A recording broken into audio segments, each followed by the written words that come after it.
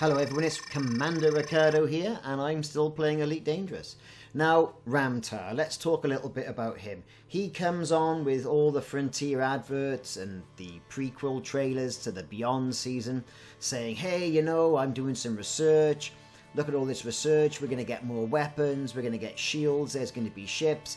There's all this Guardian information that's been found at the sites. I just need you to go over there, use this special program, scan all these monoliths, scan all these other things, and hey, you'll get to know exactly what happened. Who came first? The Thargoid or the Guardian? Or the Guardian or the Thargoid? Now, there are hundreds of these logs, right? There's loads of them. And to go through each and every one is going to be an arduous task at best. However, I've managed to go through it all, which is why I've been a bit quiet lately, and I've got the logs. The next part of the video is a long part of the video, so please bear with me, but it does contain all the logs from Ram Tah and details the history of the Guardians and the Thargoids. Who came first? Well, we're going to find out. So, spoiler alert, spoiler alert, spoiler alert.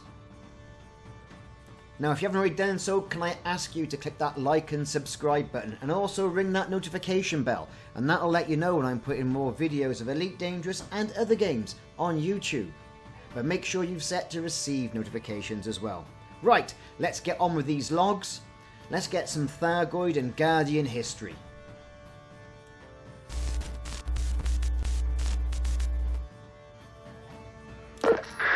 This is very revealing.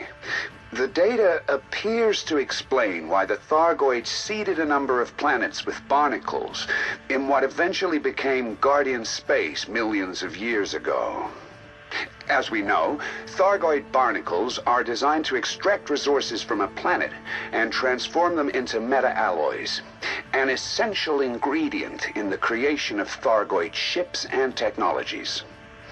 The Guardians surmised that for the Thargoids, seeding a planet with barnacles is an important process in preparing an area for occupation. This data details the start of the conflict between the Guardians and the Thargoids. Several thousand years after they seeded planets in Guardian space with barnacles, the Thargoids returned.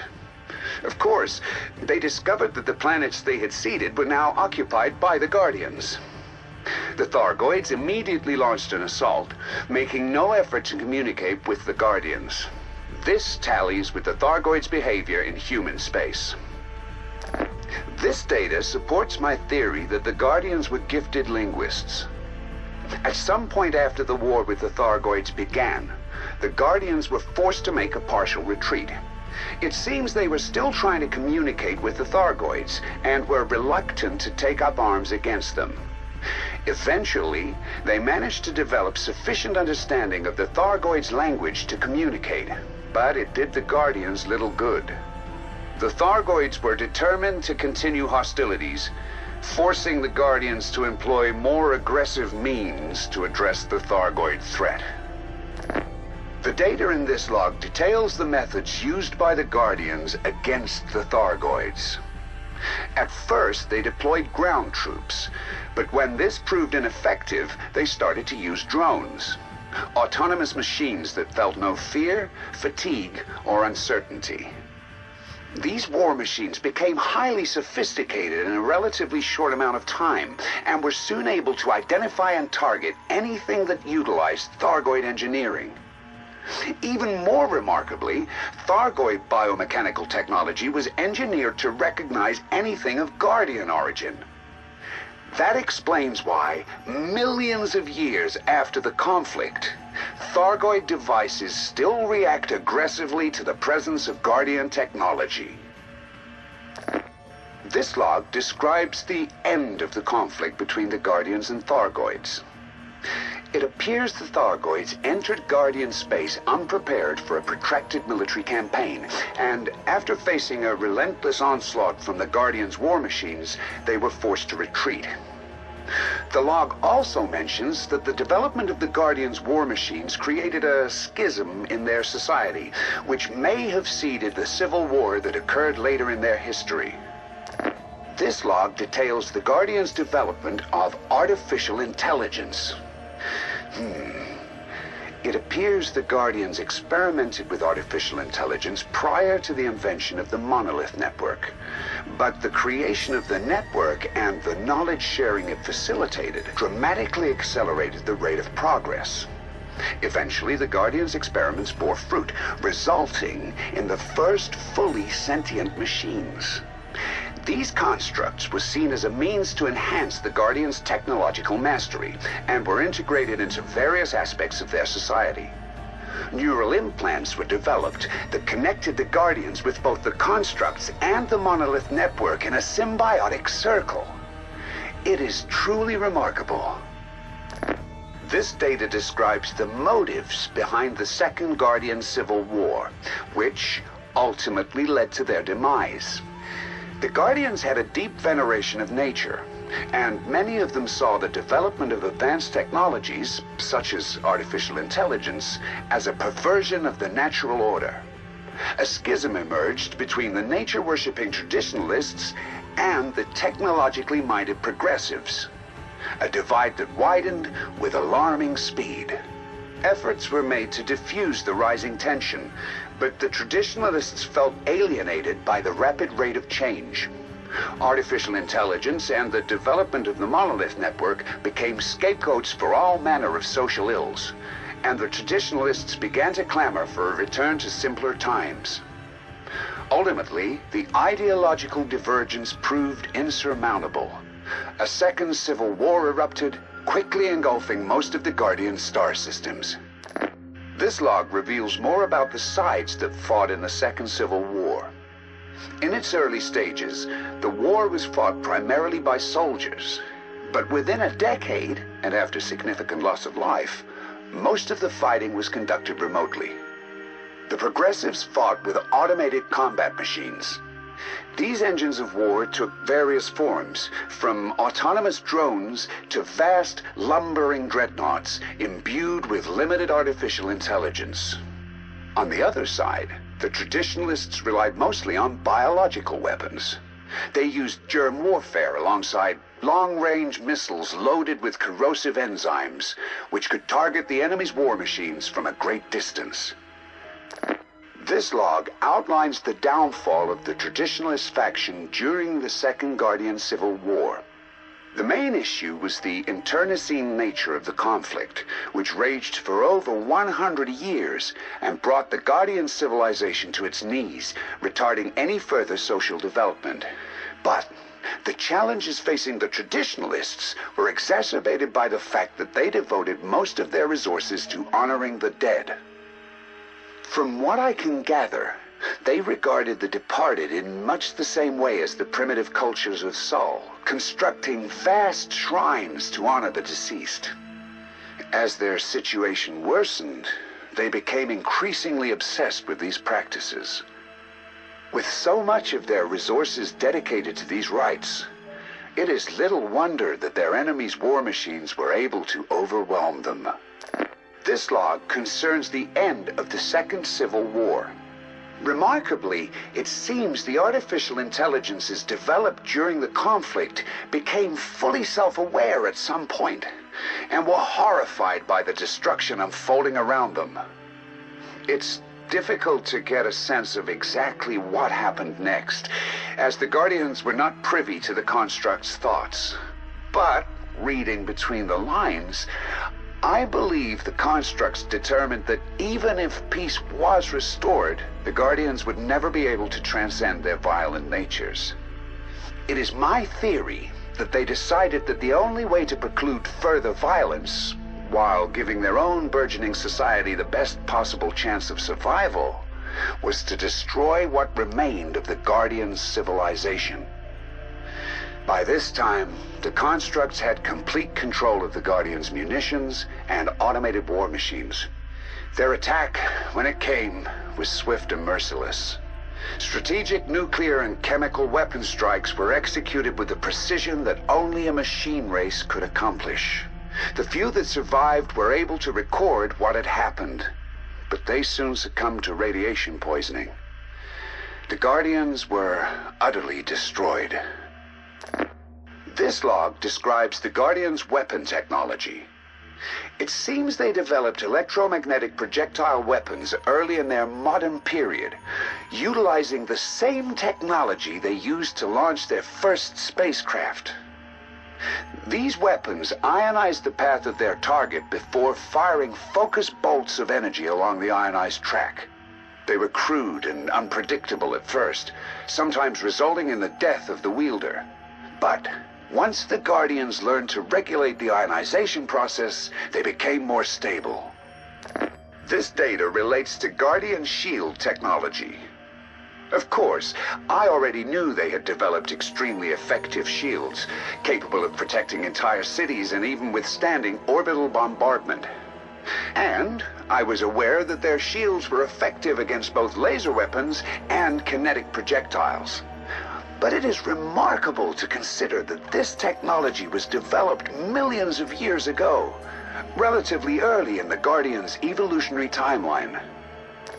This data provides further insights into the Guardian's ship technology.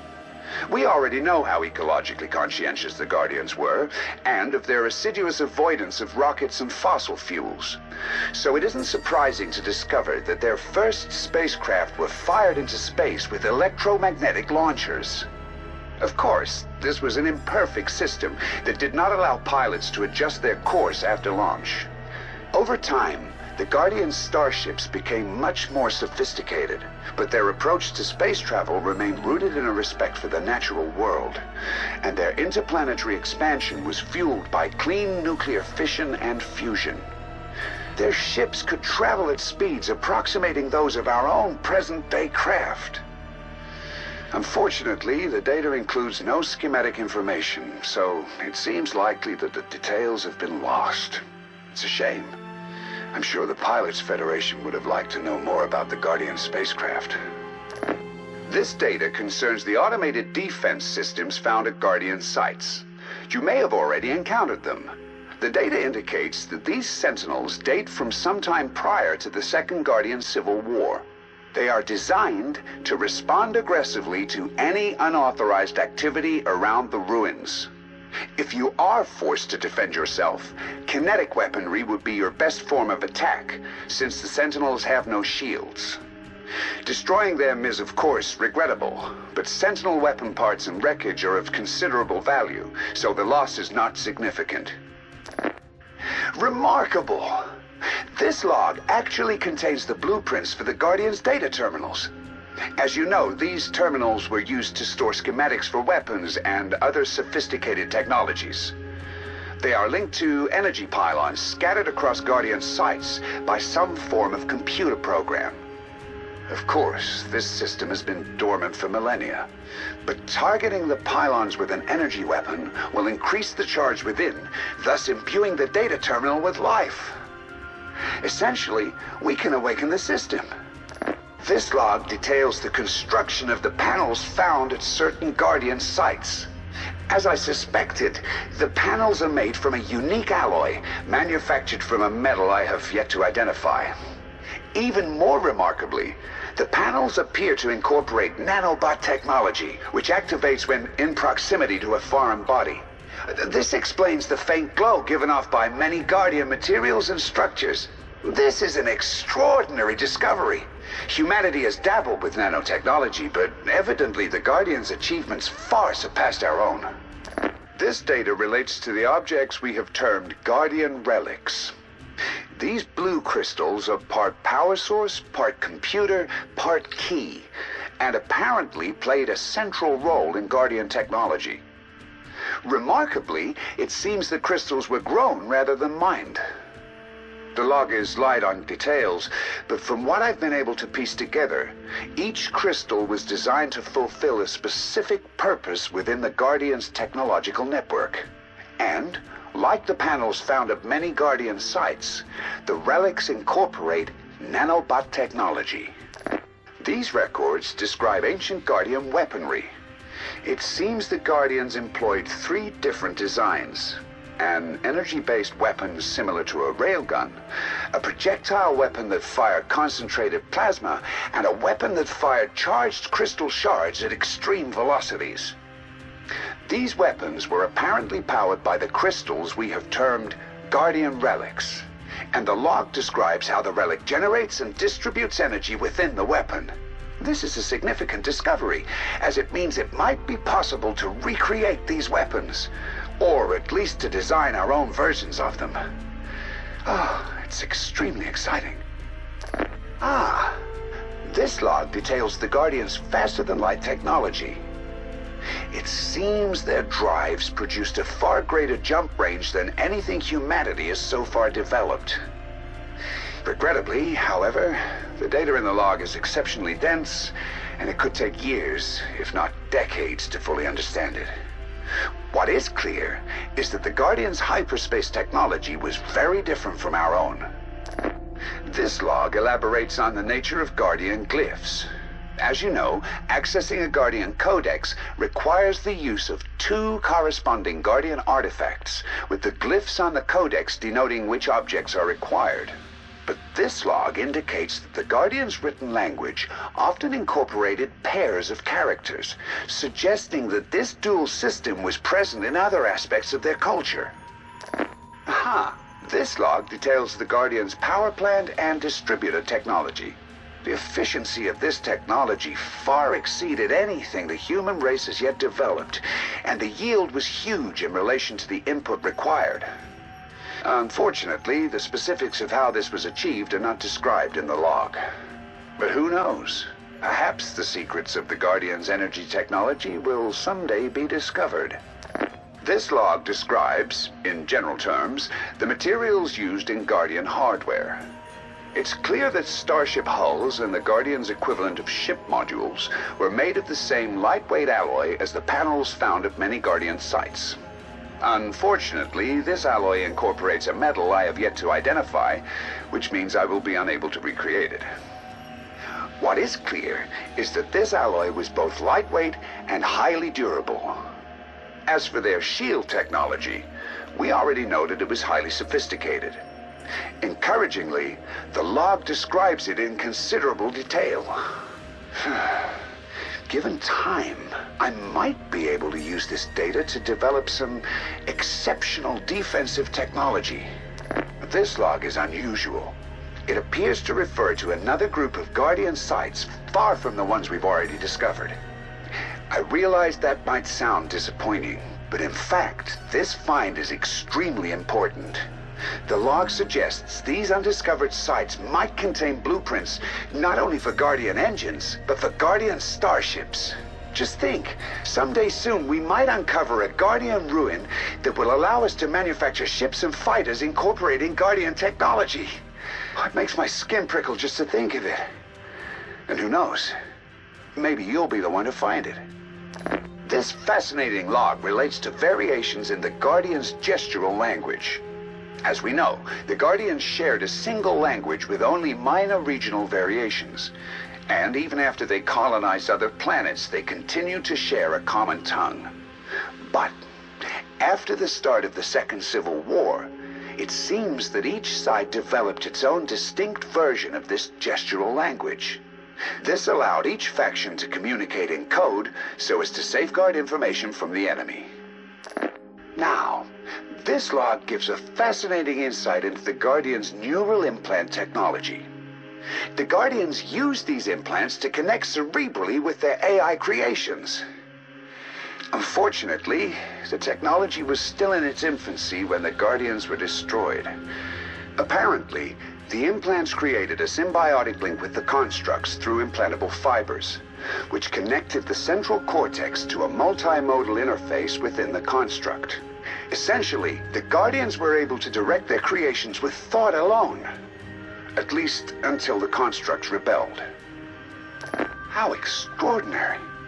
This log suggests there are many more Guardian sites out there waiting to be uncovered. And I mean hundreds, perhaps even thousands. Unfortunately, some of the data in this record is degraded. If there was a map inside this log, it has been lost. Who knows what remarkable knowledge might be hidden in these alien ruins? The more of the Guardians' extraordinary technology we uncover, the greater the potential impact on our own technology. Locating further Guardian sites could help us take giant steps forward. Okay, From the Guardian sites we've previously investigated, we know that the Guardian's artificially intelligent constructs were responsible for controlling the war machines and other military apparatus, as well as overseeing civilian technology and infrastructure. And we know that these constructs eventually gained sentience and destroyed the Guardians. But it appears it was not the military constructs that made that choice. The constructs developed for civilian utility and those designed for military operation were independent of one another. And it was the non-military constructs that decided to attack the Guardians. The military constructs were opposed to this decision, but somehow the non-military constructs won out, forcing their military counterparts to comply with the attack. What a remarkable discovery. It makes me wonder what happened to these constructs and what they eventually became. Were they destroyed, or do they still exist somewhere in the vastness of space? This log details the main applications of Guardian constructs outside the military. It seems that before the Second Civil War, most menial work was performed by constructs. But despite this, the Guardians did not become idle. On the contrary, they devoted themselves to artistic and athletic pursuits. Many Guardians participated in what we would call sporting events, although it seems these events incorporated some ritualistic elements. One cannot help but wonder what would happen if humanity made more use of labor-saving technology. Would we become a more cultured people as the Guardians did? A shame. The long-standing convention against the development of artificial intelligence means we will probably never find out.